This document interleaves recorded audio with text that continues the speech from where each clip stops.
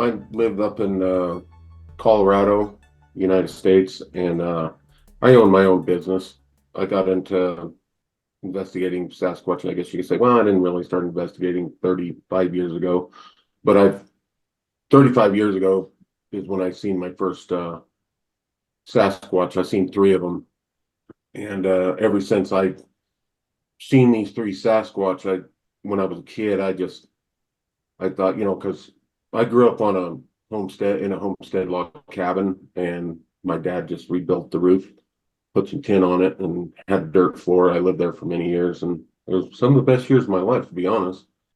And I knew nothing of but your typical wildlife, your bear, your deer, your elk, your lions, your, bobcat, whatever, typical stuff. And until we went to go camping outside of Gateway, and that's when I seen my first three Sasquatch, and scared the hell out of me at first, but then I was completely intrigued. Like, what in the hell were those? They were nothing like what I've seen before. But my dad would always mention and talk about these creatures a little bit, and how they would build structures and stuff like that. When I was young.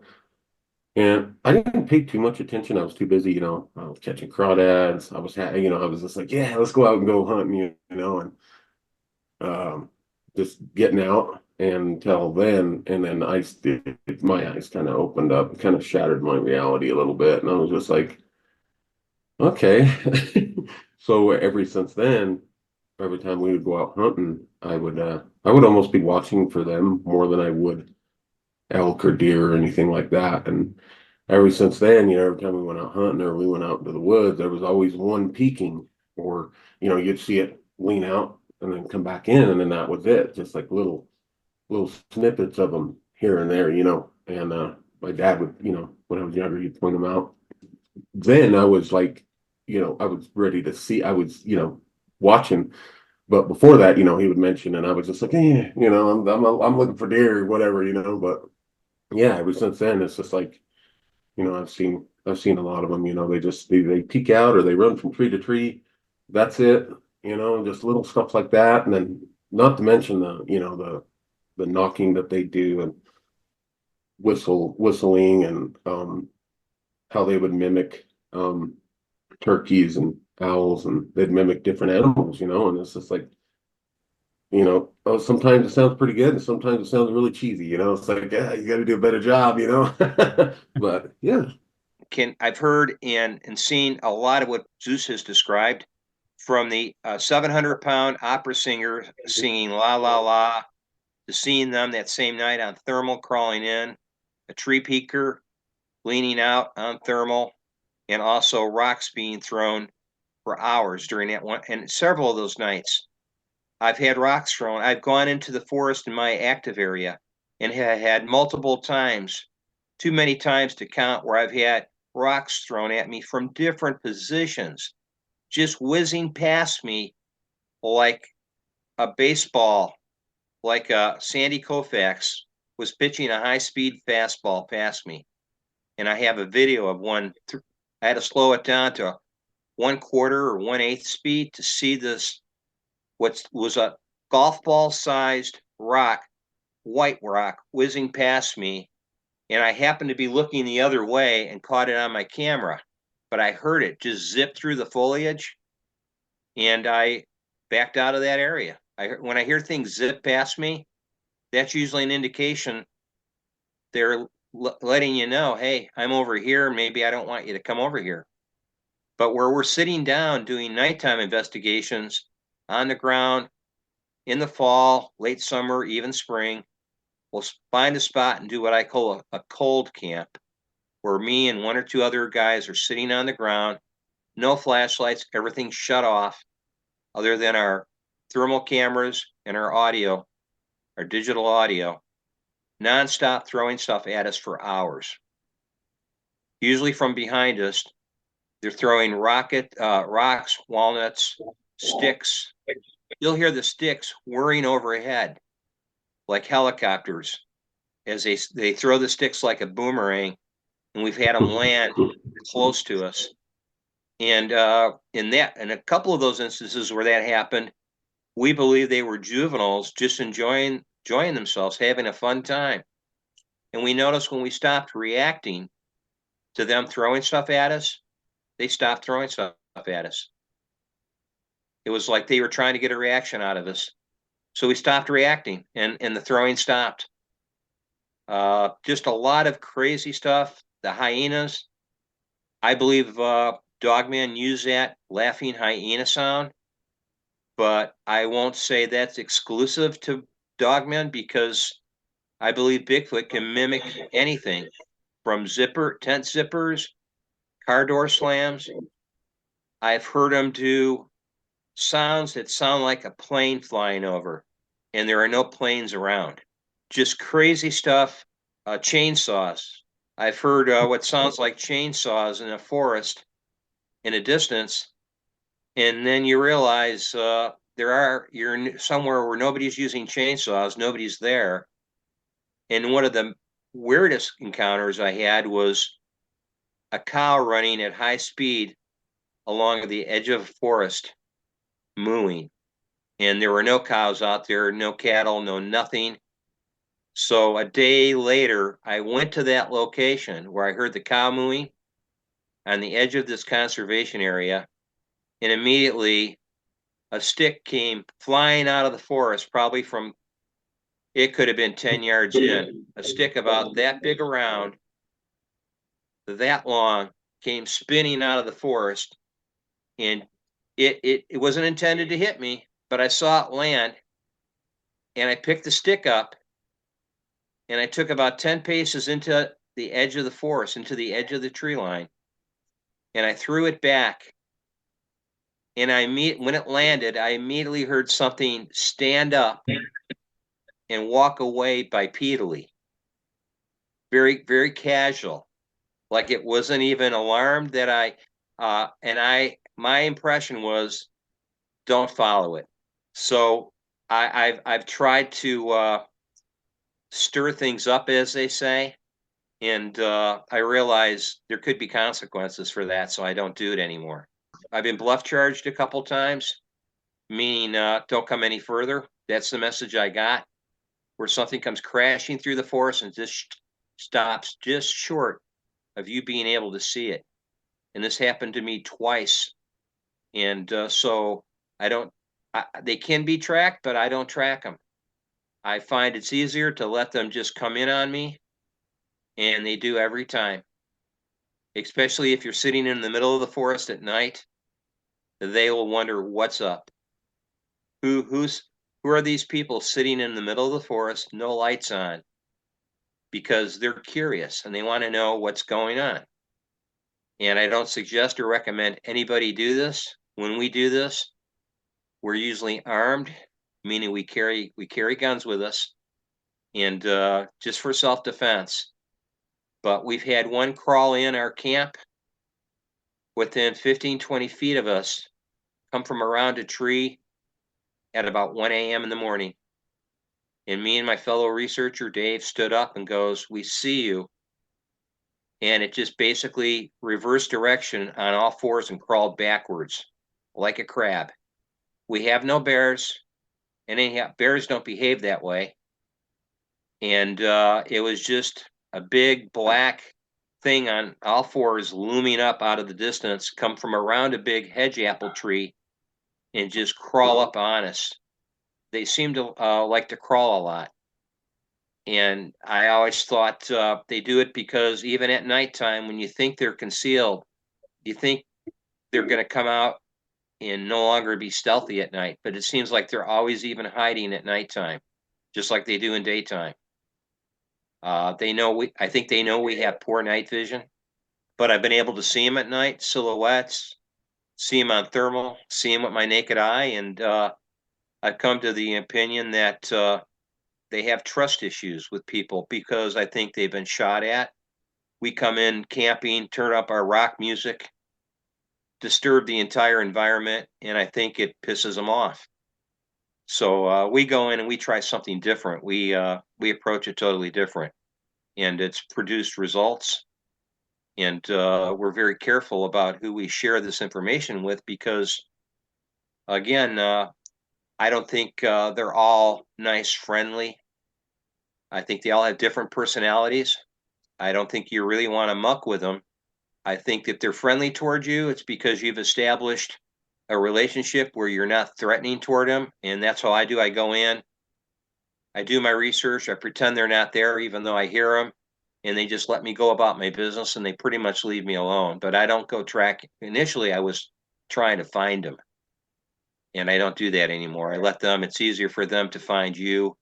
And I go to an area I call an active site where they're there most of the time during the year. I'm very careful. I leave objects behind. I don't call it gifting, but I'll leave like quartz rocks, gemstones, fossils, and they'll usually take them, and I'll never see them again. Zeus, I'm interested in their behavior. What can you tell us about their behavior? Especially, I'm interested in the vocalizing and the stuff because Don told us they mimic everything they hear. So Yeah. that's the crazy part. What's that about? I don't really know as far as them mimicking stuff, like Don said that they mimic everything, and which I've heard a lot of that kind of stuff. I haven't heard the car door thing, but that's off and on two different areas. But up here on Twin Sisters is a hot spot. I got a Squatch on video in the distance up on Twin Sisters that was mimicking a dog.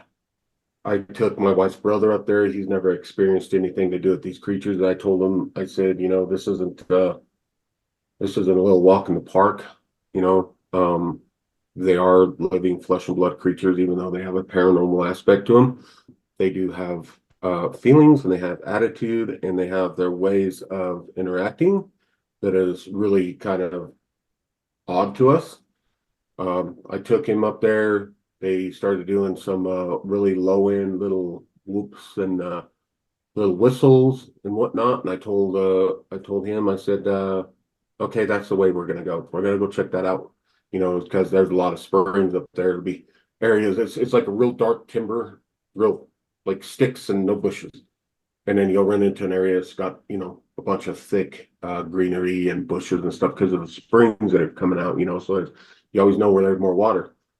So we were walking along, and there's a really, really good structure of an X structure, and I have tried to figure out. I think the X structure means a territory boundary or something. That's just a theory.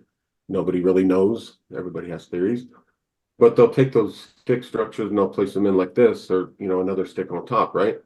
I seen that. I seen another X over here, and I'm like, okay, let's go this way. And we got up, and I seen some more structures, and it looked like a brand new structure. As soon as we started walking up the hill, I just turned and looked, and I seen probably it looked like 100-pound boulder or something sailing out of the green thicket and smacked a tree towards the top, right? It come down, hit, scared the hell out of me. I whipped around, I turned on, I didn't have my 4K camcorder on, which is, a lot of times shit'll happen when I don't have that thing on. So I turned around and opened the camcorder, and you can hear, just suddenly the forest kind of lights up, the little whoops and whatnot. And they weren't very loud. So I said, okay, I said, we're leaving, because that was a big hint to, leave. They didn't want us to go any further in that direction we were going, as my impression.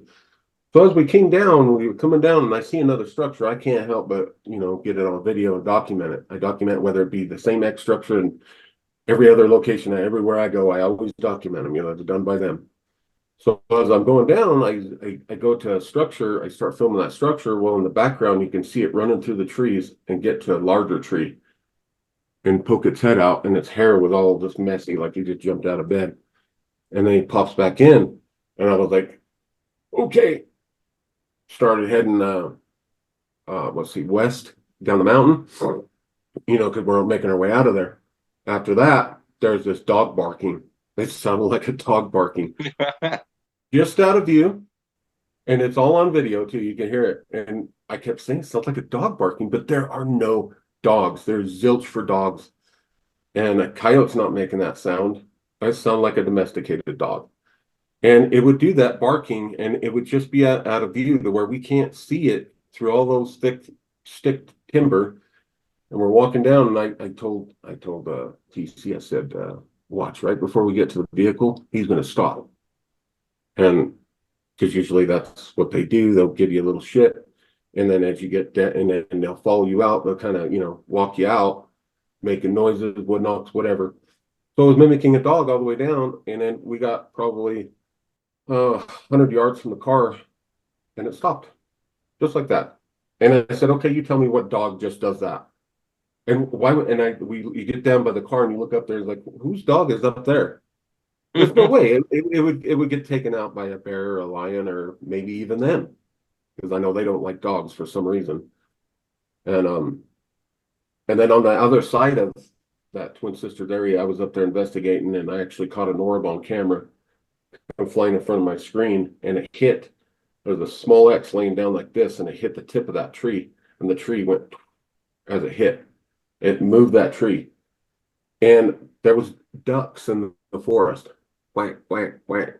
And I'm like, there is no ducks in this forest right now. I mean, way down on Lily, yeah, you'd probably see some ducks and maybe some geese and stuff. There ain't no ducks up in this forest right here. No way.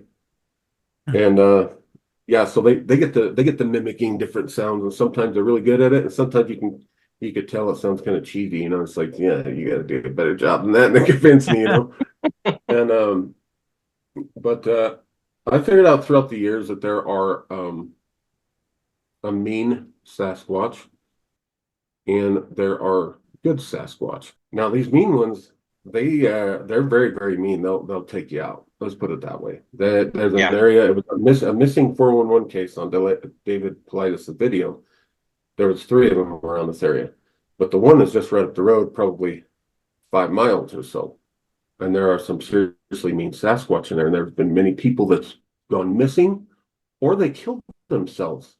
But the missing 411 was about a kid that went missing in that little church camp right there, and then they found him up on Meeker, above timberline in a V in the top there, and they found his body there, and it was apparently it wasn't, it hadn't been like a bear or something got it, it wasn't all clawed up or anything like that. And but I noticed when you go into these Sasquatch that are kind of on the violent side, that aren't good, they'll mess with your mind, and they don't make structures. There's no structures. It's weird. You'll find some breaks and stuff like something has passed through there. Whenever you run into the Sasquatch, there are more on the peaceful side, but that doesn't mean that they want you in their area messing with them. They are less violent about how they want you to get out of there, such as rock throwing, stick throwing, stuff like that. And they generally never, like what's happened to Don, they generally never hit you. And I've had them up there in many different areas around here, throw pine cones and stuff at me, but it wasn't a threatening way. It's just more of a kind of, get going, get, Yeah. That's the impression that I got. But if you are moving in an area that they don't want you to move in, they'll be really loud about something, like the rock thing up here, or maybe they'll take sounds like a damn log going against, another tree, like, and smack it, and it's just incredibly loud. But I've noticed, though, that the good Sasquatch, that's when you start seeing their X's, and you start seeing their little A-frame structures, and you start seeing all these different, these leaners and blah, blah, blah that they do. And, sitting trees inside of trees like this with the root system hanging off over here, 10 foot up in the air. I've seen them up to 20 foot in the air. I've seen huge trees laying up like this, and it's like there's no explanation besides the Hulk came in and stuck a tree and the side of another tree with a root ball hanging off the end of it. That machine can't get in there. There's no way, We have the same I call them pin cushioned trees, Yeah. 40, 50, 60 feet long, uprooted and inserted in the tops of other trees parallel with the ground. And you're thinking, what microburst picked that tree up and stuck it in the top of those other trees? And I have pictures of that, and even seen where I call this one area Arch Hill. You have multiple arches. I lost count of how many tree arches are bent over. Mhm.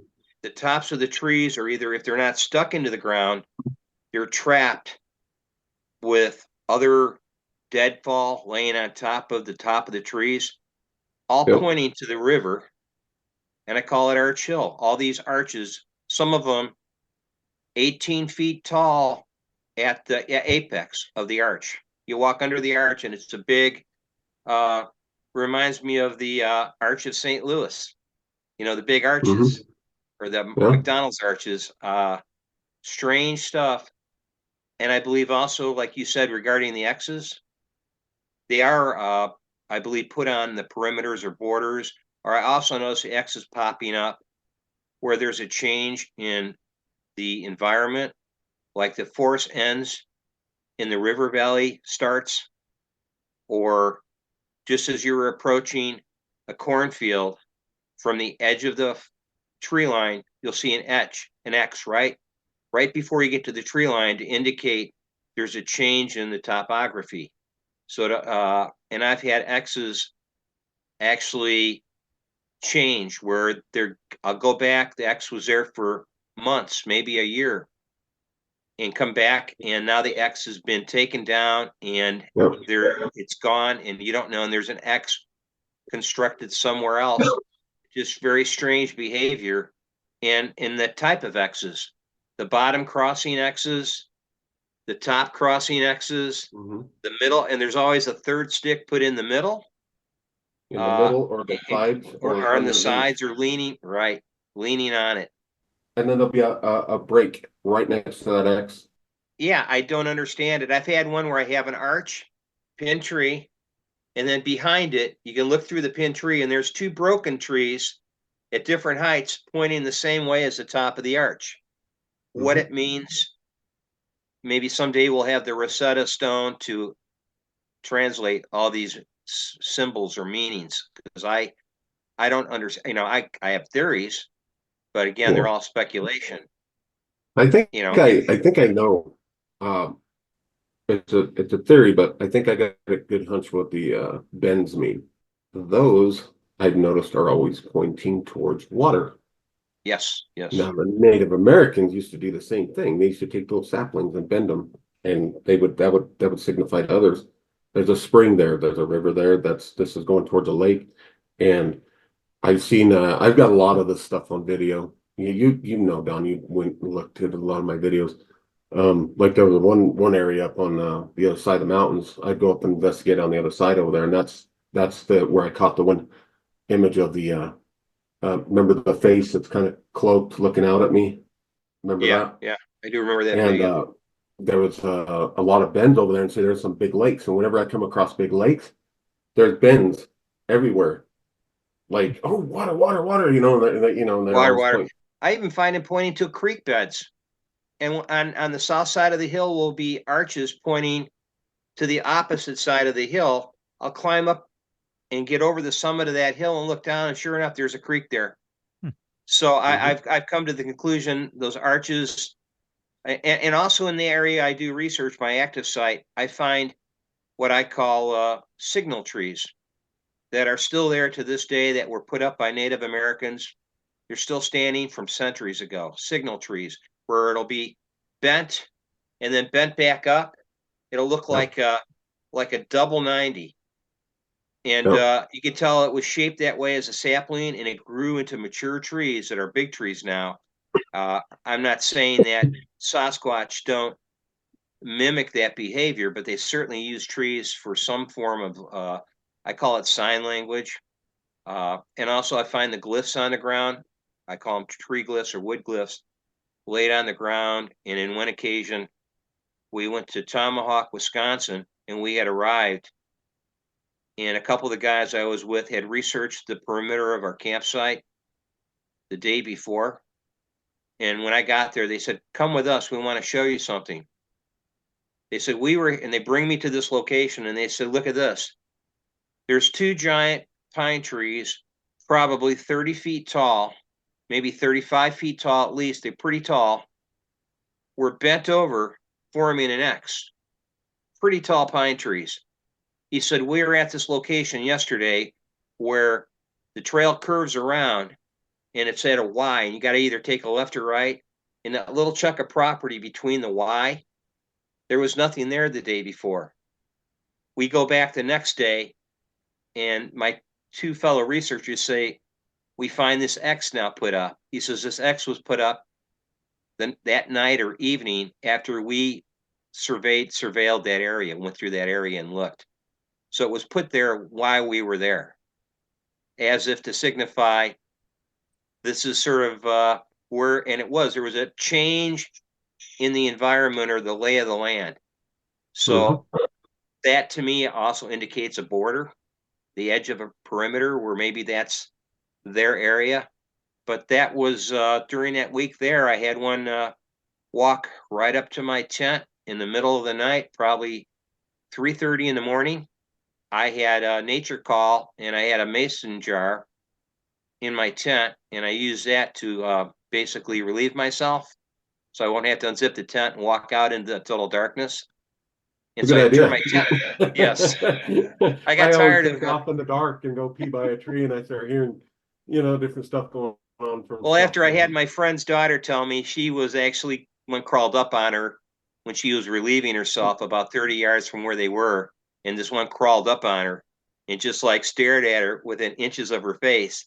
She had already dropped her pants to relieve herself, and it scared her so badly she pulled her pants up, ran off, wet herself, jumped in the van, and locked the door. So after that I said, you know what?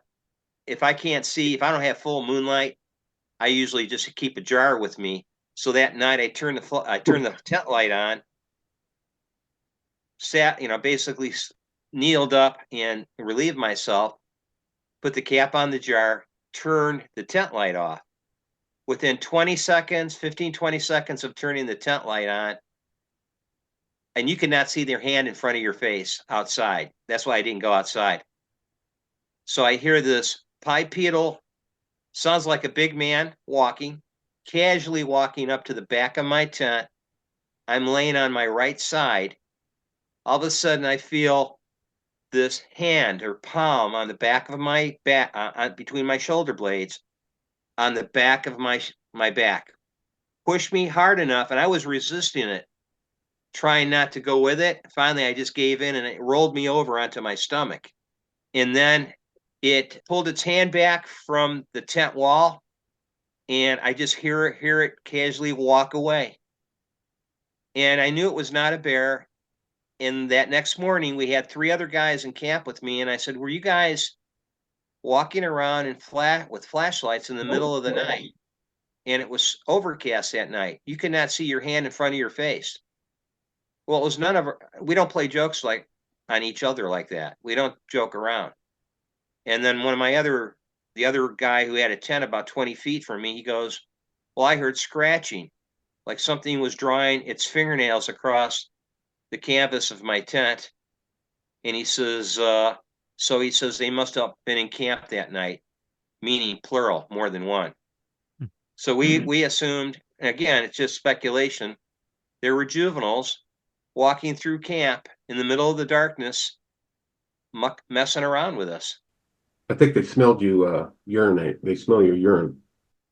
Yeah, as soon as I turned that light off, I think the light triggered it, because they're walking around inside. We had 3 tents, and another guy had a little bivouac.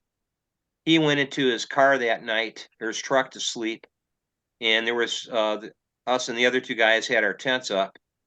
Well, so actually there was a total of 4 tents. But I had the smallest tent. I had a little mountain tent that barely can fit my body. It was like 6 foot long. And if you lay on your back, your shoulder can touch the front of the tent. Your other shoulder can touch the back, the other side of the tent. So when I was laying on my right side on my shoulder, you just push the wall of the tent, and within a few inches, you can touch my back. So when I turned that light on, I only had the light on for a minute or 2. It must have saw the light go on.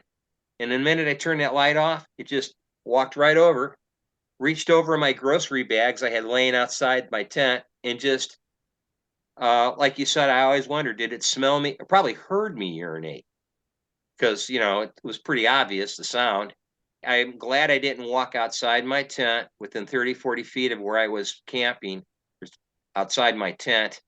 I think things would have got a little dicey. I wasn't really, I'm glad I didn't walk outside my tent. And I agree with your opinion about there are ones that will mess around with you. Their personalities are weird. And I think people do disappear. I think they do take people. And I've heard stories of eyewitnesses seeing them take people, like the Martin incident in the Appalachian Trail country, where they saw one climbing with a child, one of the Martin boys, up the side of a fairly steep incline, almost a cliff, while people witnessed this boy over this big hairy hominid shoulder climb with it. And I think in certain conditions where they're expelled from a clan, people like to use the word they're rogues, or they don't get along with the rest of the group or the clan. I think those can be dangerous. Those ones can definitely be dangerous. So I'm very careful when I go into areas. If I see a lot of structure, I know there's active ones there. There's activity there and have never been messed with. I still go with the opinion that what if those ones left and there's another one in their area? See, how are you going to know? So I'm always very careful. I want to give you my 2 cents on these structures.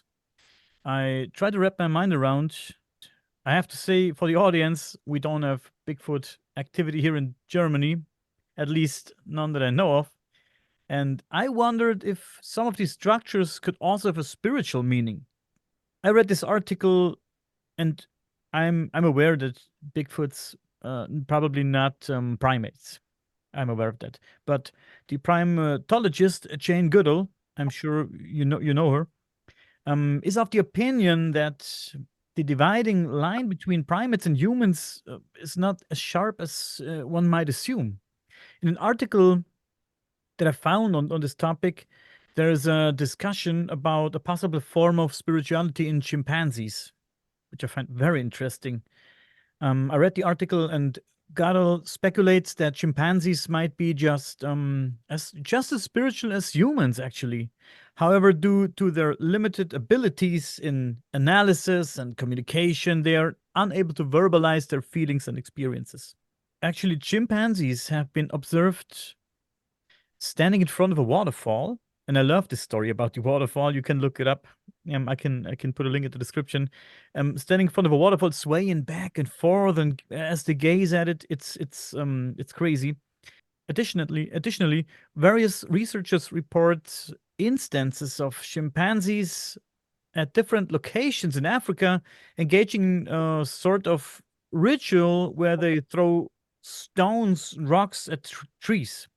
The speculation arises that these trees may be considered sacred or sacral by the animals, and the stone throwing could be interpreted as a form of spiritual or even religious activity. I found it very interesting. So they throw rocks and throw sticks at trees. And even in the waterfall that I mentioned, they throw rocks and sticks in the waterfall. So it's like a ritual. Like they walk through this waterfall in groups, and they are very excited just before they arrive. And when they arrive, they stand upwards, and they sway back and forth, and left and right. And after that, they begin to throw these rocks and sticks into the waterfall and watch them float. And when they're done, they sit beneath the waterfall, and they are almost in a meditative state of mind. Yeah, one could think it could be those rocks, throwing rocks and throwing sticks could be some kind of religious or spiritual ritual.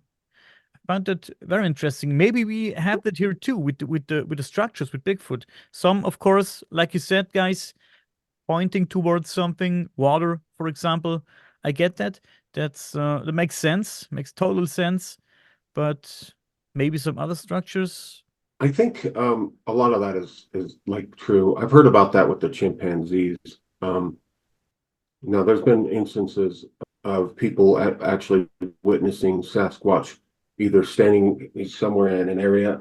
I personally haven't seen them do this, and like I said, most of the time it's either, they run by, they're looking at me, or, something like that. But they'll stand over like on a rock or somewhere overlooking a lake, very beautiful scenery. And see, the thing is when you get to areas that are so beautiful like that and you sit and look out, you're taking in a lot of positive energy, and it all has to do with like vibrations and energy and all this stuff like that. So they've seen Sasquatch. These people have come across Sasquatch, like say he's standing next to the lake and he's looking out over the scenery, and he's just sitting there gazing. He's totally ignoring them, but he's just sitting there gazing at the lake and the mountainside. That's funny that how there's like a little correlation between them. There's something there, and I don't think it's because um, the Sasquatch is part chimpanzee or anything like that. I think it's kind of something that it's in the air kind of thing. You know what I mean? Regardless of what race you are in that aspect, chimp or a Sasquatch, I think they understand that spiritual aspect and gather energy. Like I've seen rocks, like big rocks, and I've got them on video and stuff, where there's logs laid up onto the rock. It's a single rock that they pick out. Or they'll take trees and they'll wrap the rock with a tree and they'll break the tree into the contour of that rock. Yeah. And sometimes there's one, sometimes there's two, and sometimes there's it almost looks like there's a whole basket that's like over the top of a rock. And I think, again, it's just a theory, but I think it's something to do with energy absorption and distributing or something like that. And I think a lot of their structures, I noticed, they touch each other with the logs, and a lot of the logs are elevated off the ground. A lot of the deadfalls laying straight down onto the ground. But when you look under an area where there's a lot of trees that are manipulated, they're all elevated off the ground like a foot or so. It's like you could get under there and you can look, and not a single log is touching the damn forest floor. It's like, that's odd. That's kind of odd to me, but I think a lot of it has to do with energy, and I think a lot of it has to do with the symbolism, visual symbolism. You go into an area, if you want somebody to know something, like we have little signs that say, trespassing, don't stare. That's our way of saying don't come into this area. Or there'll be a sign saying spring, or there'll be a sign saying, different types of vegetation, maybe a poisonous vegetation, or there's a lot of berries. And I think a lot of these structures are a visual communication for them and others. Yes. Like I figured out too, again, it's just a theory, but I think it's pretty close to being right. The tree breaks that, like, I don't know, like halfway up the tree, it's snapped off, but the tree itself is usually missing on the top, and it's just a stump that's sticking out, 8 feet, sometimes higher in the air. That is a visual marker, territorial marker, where from a distance they can look and see their territory in different areas. And, it's funny because the Native American used to do the same thing. They used to snap the trees off at the top so they can visually see their territory from a distance. Who learned from whom? That's interesting. Because I know that the Sasquatch will build these teepee structures out there. Yes. And a lot of people will be like, oh, no, that's done by some guy or a hunter or something like that. I was like, well, most area up here is where I'm at outside of town. There's absolutely no hunting. And a lot of the guys that do go hunting out here don't waste the time and energy to go and build something like that. And you can always pretty much tell if there's something built by a man. It's usually like really perfect. It's Symmetrical. not moving in at the top. It's really perfect in height all the way around. It's real tall, real skinny at the bottom kind of deal. Now, if you get something that Sasquatch has done, it's what I call dirty looking. It's Yes. real spread out. And they usually have one log, usually about 97% of the time, real dirty. It's real wide at the bottom, and there's stuff that comes in from the side, and it's real wide. It's all woven in, all crazy at the top. And then they actually have one log that reaches way out and touches another log. And it's like, okay, that's pretty obvious. That's not done by a dude, but you can get in there. And the thing is, with a lot of these little teepee looking things, I think they use that on a lot of them to actually hunt, and they'll put some of these up right next to little game shells. And a lot of these little teepee things, if you're going out in the forest, you look at the teepee, it looks kind of dark inside, but when you're sitting inside, everything is clear as a bell. And it's like, oh, okay, so that is somewhere where they can, actually hide and not be seen even during the daytime, or they, as they hunt, that, right next to a game trail, the deer can't see inside of that. And as they pass by, they could usually, my theory is that they'll reach out and snap the legs or break the back or break the neck of a deer or an elk or something like that. But a lot of, because I've seen so many different types of structures, it's crazy. See, you guys have a lot more in the alpine areas of the mountains. We don't have pine forests. We don't have alpine environment. Ours are mostly deciduous trees, all hardwoods. So it's very rare that you come across those pyramid shaped teepees. We do have them. They're not. We find more hut like structures, very similar to wickiups. But when I started researching certain areas here in Illinois, I came in contact with an Ojibwe man, and we had that discussion. I said, what do you think about teepees? And he goes, well, where do you think we learned the 12 pole and the 18 pole teepees from? And he says, I know it's going to bring a lot of criticism, but he says, some Native Americans believe they learned it from Bigfoot. And they try to, sometimes they interchange that with they always use either the ancient or the original people. And he says, sometimes that gets confused. So sometimes the ancient or original people, they're referring to Bigfoot. Sometimes they're referring to their ancestors. So when he told me that, I was like, well, what about language? And he says, now I've been out, I've heard the language, men talking. I've heard what I call the samurai chatter in a distance. And then of course I'm communicating with bird chirps and dog barks. That one time I was surrounded by, I thought somebody brought a bunch of their dogs out in the forest and they somehow got loose. And I could hear these dogs barking back and forth to each other. And occasionally you hear a whoop mixed in the dog barks. And then an owl hoot.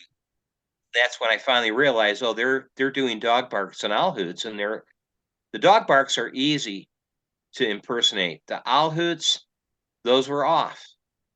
Yeah. And I knew to notice those were not. Yeah, and I would never see an owl in these areas. I wanted to see an owl take flight, land, whatever. And here I am, 6-7 years area, still visiting this area. I have not seen one owl. So regarding the structures, though, I came to the impression that, like you did, Zeus, and I think Daniel will be interested in this answer. They some are signage, or what I call they're communicating with each other. I think the teepees, I think, indicate to me it's sort of a spiritual side. That's the impression I came to. The teepees in some cases aren't big enough for even me to fit in.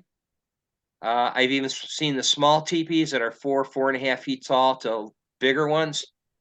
But there's never seemed to be room enough for them to be in. And they're like Zeus said, they're dirty. They're not symmetrical. They're not, us modern humans, we make everything perfect and make it look good.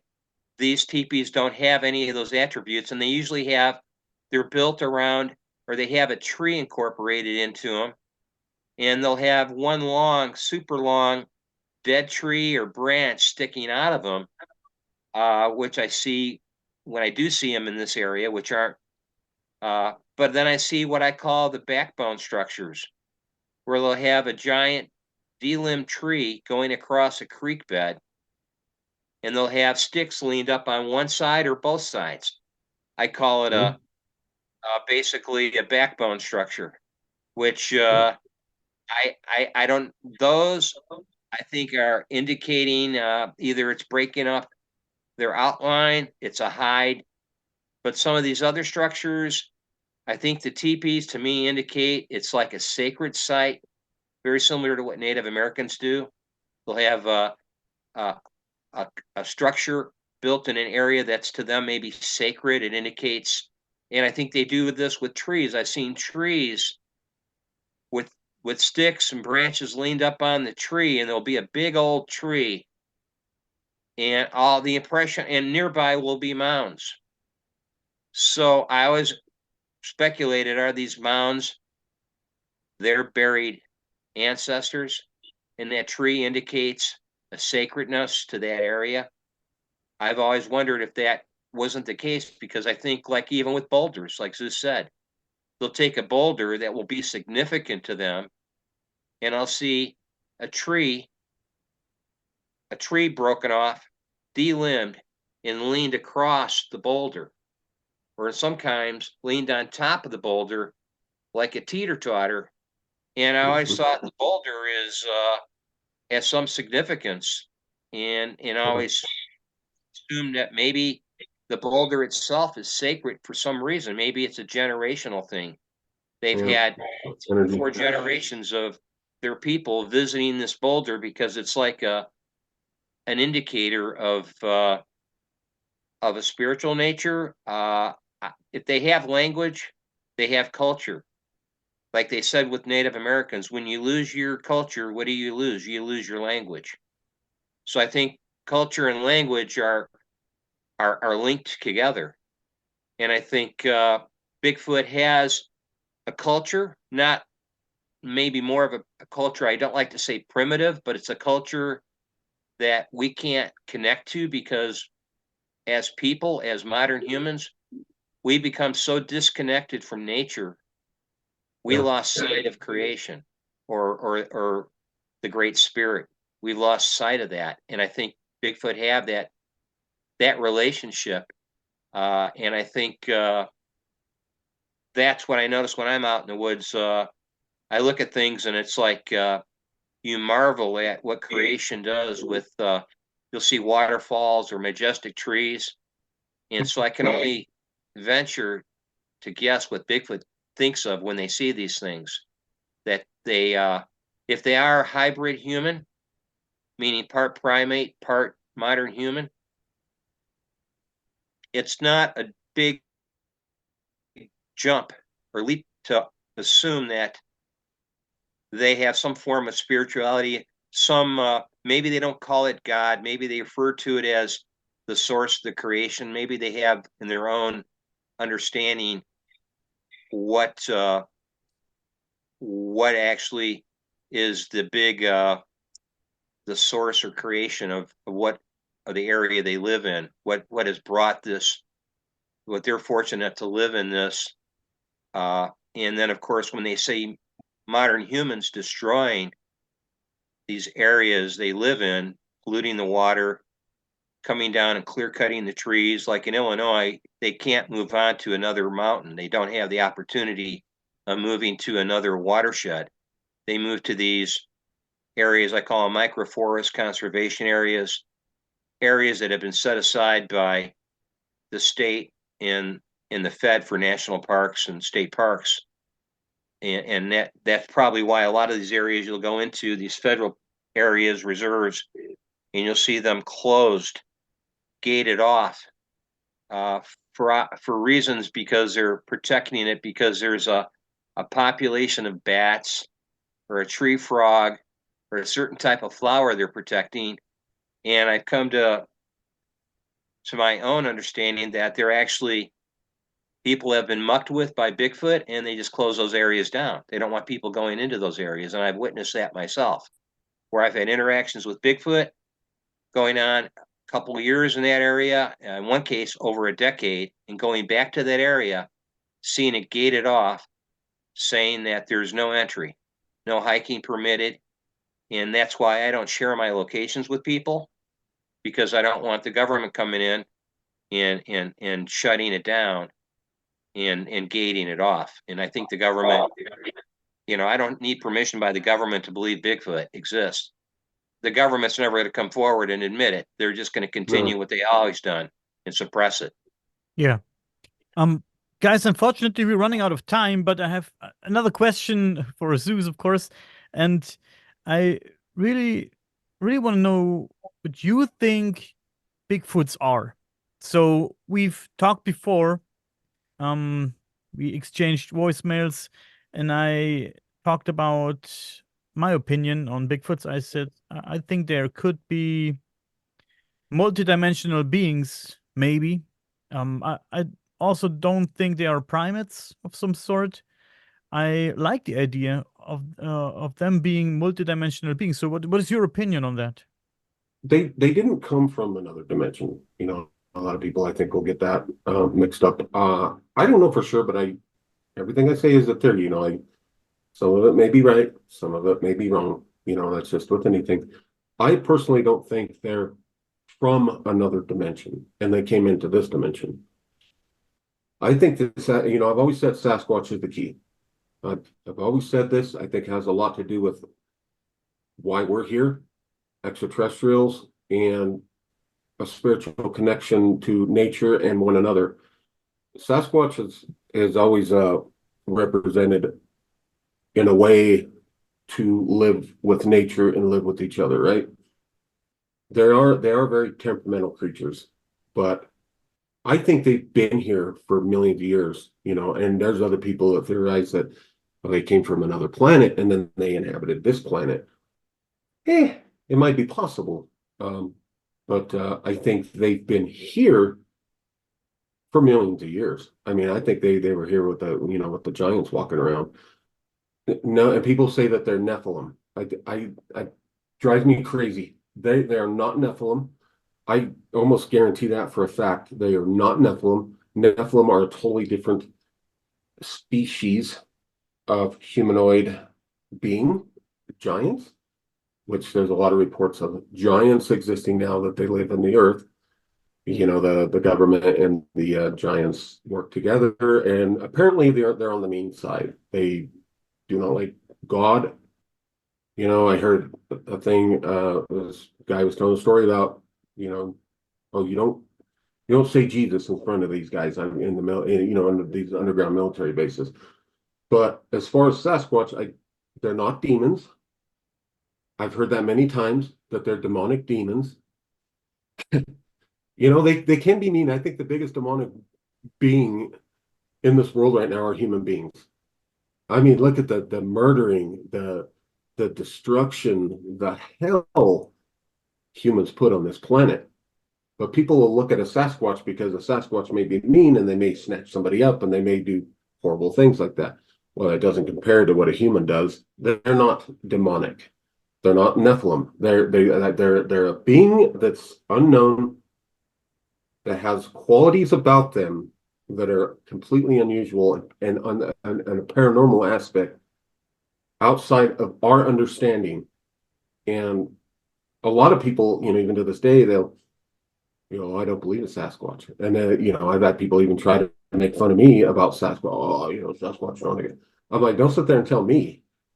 I've seen these creatures, and there's some other things that I know that I'm not going to talk about. I quit talking about these creatures, and that I have personally had in my hand. And they are a flesh and blood creature that, but they've got some aspects to them that they can move into a parallel dimension, I believe. And that's where it comes into where I have had stuff thrown at me and I have actually seen where it come from. How is it possible that there's nothing there that moved well, they don't throw like this. They underhand stuff all the time. I've seen them underhand things, but a lot of times I'll see in the woods, they'll throw something, but where did it come from? It just appeared out of nowhere. That's because if you're in this parallel dimension, you could see us. You can touch, like if I was in a parallel dimension, I can reach out and I can touch you. I can talk to you. I can make footstep sounds with no footprints, but I'm still there, but they can move in and out. That's again, this paranormal aspect of Sasquatch that a lot of people don't want to believe. They don't even want to believe that Sasquatch makes these structures, let alone have a language. Sasquatch have a language. And they don't want to believe any of that. But they're there, whether you like it or not. And this is what they do, whether you like it or not. You could say all day long that, no, they don't do that. It's false. They're just big, dumb apes running around the wood. It's completely false. They do go into another parallel dimension to ours. I don't think that they came from that dimension to here. I think they've been here for a very long time. Possibly, hell, it may even be the original species native to this planet. You never know. I mean, we don't have that information that far back. But I think they've been here for millions of years. And like, I'll say it again, they're not Nephilim, they're not demonic, they're not monsters. Some of them have bad days, just like human beings. But I think there's a huge connection. I've always said Sasquatch is a key. There's a huge connection between human beings and them. And I could possibly be right. I do a lot of research.